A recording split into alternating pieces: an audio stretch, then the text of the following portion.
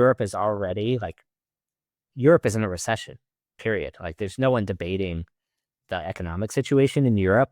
And there are a lot of factors that are affecting the consumer, most of which is the price of kind of oil and gas and electricity and, the war and, Eastern Europe. And it affects a lot of things.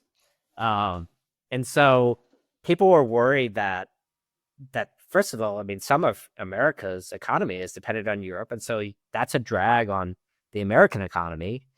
That combined with the fact that interest rates are rising. And so it's getting more expensive to have debt in the US.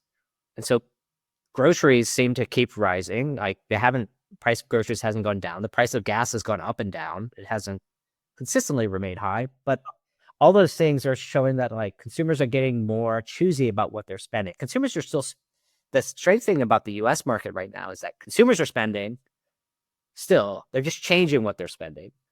And the job market is still great, actually. I just literally read a report this morning that said there are on average about 2 jobs for every 1 person that's looking for a job right now. So the market itself is there. You do see a lot of tech company layoffs from people that have overbuilt relative to their funding levels, and I think that will continue.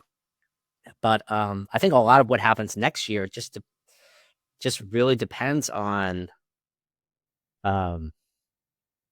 consumer spending, and does it continue to slow down? And if the job market starts to slow down, then that is really, I think, when we're going to have problems. As long as the job market is actually good, the U.S. may avoid a recession altogether. It will just look differently than before the pandemic. It doesn't mean there won't be challenges, particularly in certain categories, but I think the economy will just look differently.